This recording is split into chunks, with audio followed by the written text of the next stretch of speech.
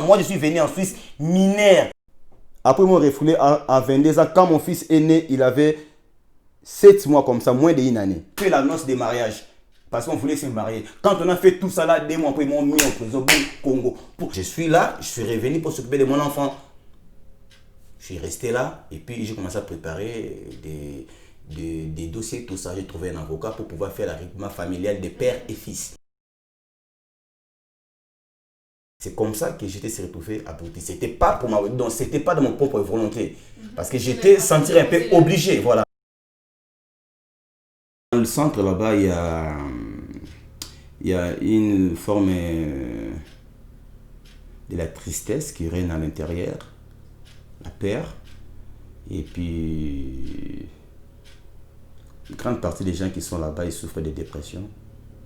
Parce qu'il y a avant des gens qui sont surpris, parce qu'ils ne s'attendaient pas à ça. Est-ce qu'on peut se faire renvoyer directement depuis les centres? Vous avez déjà vu des personnes qui devaient partir de la Suisse et qui ont eu depuis le centre? La nuit, ça se passe au sous-sol. Ils ont des prisons là-bas. Dans tous les centres, ils ont des prisons. Ils ont des prisons. Si ils vont te faire quelque chose de pareil, même tes amis, même les gens que tu parles bien avec, que tu as fait les amis avec, ils ne vont pas savoir. Ils jouent des malins, ils savent comment ils font. Ah, viens, il y a un programme et tout. Ils t'amènent là-bas au sous-sol, là où il y a des prisons. Ben oui, puis il y a déjà des policiers là-bas. Personne ne va savoir. Sauf qu'on ne voit plus telle personne, c'est comme ça. Donc c'est vraiment une situation qui est un peu flippante, mais dont on n'a pas de choix en fait. Vous, il y avait des personnes que vous avez vues au centre? Oui, après vous les voyez plus, oui. Ouais. Il y a eu beaucoup. C'est pour ça que non, il y en a des gens qui savent. Qui savent parce qu'il y en a des séquilles, il y en a des gens de ORS, il y en a celles qui s'est senties touchées. Ah non, t'inquiète pas, lui il est plus là, il ne faut plus poser la question. Ah bon, calme. C'est comme ça. Vous n'êtes pas au courant, vous n'allez pas comprendre, vous n'allez pas savoir. C'est des choses que personne, aucun immigré va savoir. Et après, ça veut dire la réaction chez les autres personnes. Vous allez penser peut-être qu'il est parti en transfert ou comment, mais vous allez voir, mais souvent des transferts, hein, on se fait signe. Ah gros, moi j'ai bougé. Hein. Ah si frère. Mais comment ça les transferts de l'autre, la nuit on était avec lui, là on regardait la télé et puis le matin on l'a pas vu. C'est comme ça. Mais du coup, il y a des gens qui partent du centre. Oh, les gens qui partent, qui fuient, il s'est fait frapper à plusieurs fois, il s'est fait coincer, des fois il mange pas. Donc c'est compliqué, les gens fuient. C'est ça leur but, les gens se barrent. Il y en a celles qui fuient là-bas avec ses enfants. Hein. Mais il s'est fait ce genre de choses. Mais à quel traumatisme nos enfants? Il y avait une famille des handicapés qui s'étaient fuis des centres. Famille des handicapés, ils ont fui le centre. J'étais touché. La mère avait le problème de l'handicap et tout. Il a fait 3 enfants, il y avait une encore qui était sortie de la même truc que sa maman. Donc des handicapés et puis papa avec des petits mineurs. Donc maman handicapée, grande sœur handicapée et puis les 2 mineurs. Et puis leur papa. Leur papa, il s'est battu à tout pour ses enfants. Il s'est fait frapper, donc des injustices et tout et tout. Il s'est barré des centres. Il s'est fait choper où? Vers la frontière là-bas. Ils lui ont fait retourner encore au centre. Le monsieur, il n'a jamais été bien. Il partait qu'aller voir les psychiatres. Donc tout était capoute. Physiquement, tu vois la personne par terre. Morale par terre. C'est des choses pareilles qui se passent.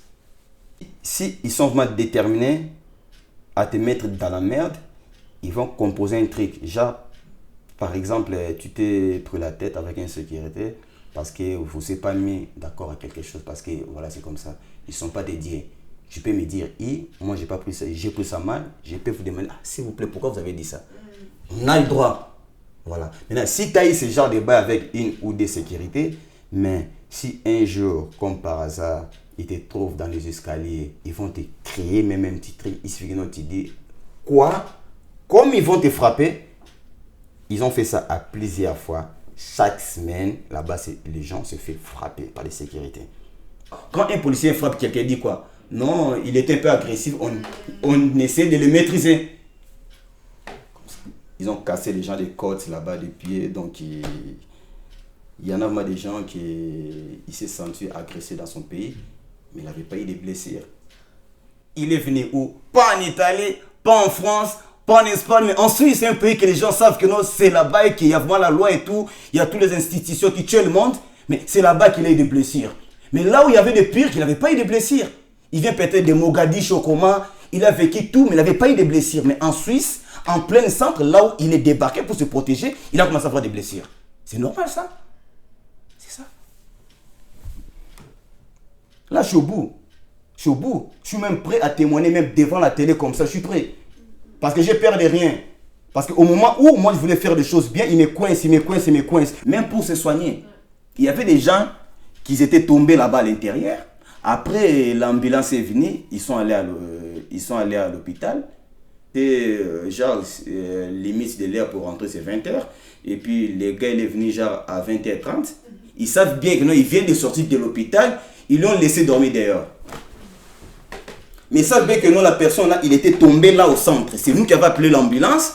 Il était parti, il vient d'être hospitalisé. Mais le jour du retour, la personne est dormie dehors avec ses médicaments, tu vois, tout ça. Donc, il y a le confinement. Quand personne est éteint du coronavirus, il faut l'amener dans des endroits appropriés.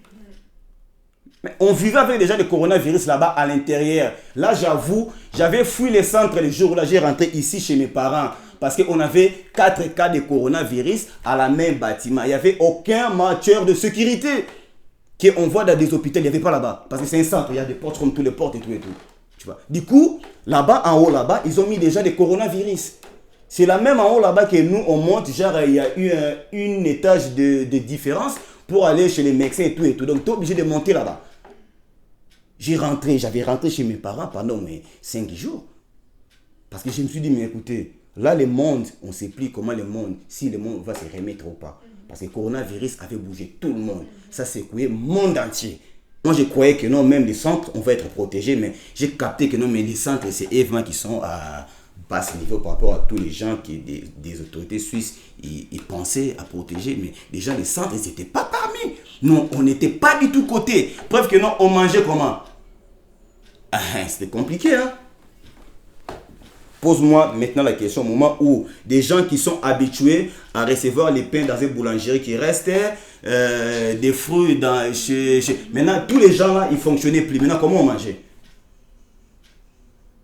On mangeait les pains. Il faut que tu les mouilles un peu. Parce que ça fait au moins 3 semaines qu'il faut les faire.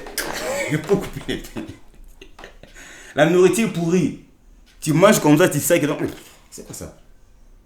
Pas que la nourriture des basses gammes, non. Mais la nourriture pourrie, que des choses qui ne sont plus bien, qui ne sont plus consommables. C'est ça, c'est qu'on mangeait là-bas, en fait. Moi, je ne suis pas un lâche. Même si un jour ils vont me convoquer ou soit à immigration ou quoi que ce soit pour aller parler, je vais aller parler parce que moi, je perds rien. Parce que c'est eux qui m'ont enlevé le père. Parce que plus je vis dans le père, plus je me fondre moi-même. Et puis mon enfant, il ne veut pas me voir dans cette santé-là. J'ai perdu plus de 10 kilos. J'ai commencé à fuir mon entourage. Parce que je me sens serré à l'intérieur. Les autorités suisses me serrent. En haut là-bas, coronavirus, les gars, après l'hôpital pour les derniers check-in. Il est parti à l'hôpital. Non, mon Dieu, ça c'est grave. Ça c'est grave, ça. La personne qui était atteinte de coronavirus, isolé déjà là où il ne pouvait pas être isolé, là où il n'y avait pas, il avait compris que non, normalement il devait me mettre vraiment là à tous les structures. Ils l'ont gardé là pendant tout ce temps. Après, il y avait un jour qu'ils étaient obligés de le faire sortir pour qu'ils aillent à l'hôpital pour faire des derniers check-in, pour voir et tout et tout. Maintenant, dans son retour, ils l'ont déjà laissé rentrer seul. Maintenant, les gars, dans la porte d'entrée, il s'est fait frapper par 4 sécurités. Dès les rentrées des convalescences de coronavirus. Donc, là-bas, tu vas fuir. Tu vas jeter l'éponge, tu vas fuir, tu vas devenir même clandestin dehors, mais de ne plus retourner là-bas, je vous jure. Ils veulent pas du tout que ça sorte dehors parce qu'il y a des injustices incroyables qui se passent à l'intérieur. Imaginez-vous, il y a ici c'est un prêtre là-bas, prêtre des catholiques, mais personne ne voit là-bas. Pourquoi? Regarde ce complice là de l'immigration là qu'il est là, genre prêtre, qui vient dire tout ce que t'as, après ça monte là-bas. Ouais, on sait pas qui. Voilà, les gens ne savent plus qui est qui là-bas au centre. Il y a des ORS qui travaillent là-bas à l'intérieur, il y a des Caritas, il y a des sécurités, il y a des prêtres. Mais les gens, ils ont perdu confiance à tous les gens qui sont là-bas, même les prêtres. Il n'y a plus de confiance là-bas, personne n'a confiance à personne en fait. C'est fini. Personne n'a confiance à personne à l'intérieur. Tu veux trouver des solutions pour s'en sortir à quelque chose. C'est là que les Suisses visent à toi. Parce que quoi? C'est un étranger, il veut faire ça pour rester ici. Maintenant, vous voulez de quel étranger? Les grands producteurs, des gens qui récoltent des coltans, des grandes entreprises qui récoltent des coltans, qui sont vraiment donc, à haut niveau. C'est l'entreprise suisse. Maintenant, où ils prennent les coltans là? Au Congo. Moi, je connais l'entreprise là. Ça se trouve où? Vous le savez? À Zug, vers Zurich. Je connais l'entreprise. Des sangs, l'argent des sangs. Et ils nous volent, ils nous maltraitent ici. C'est quoi ce délire?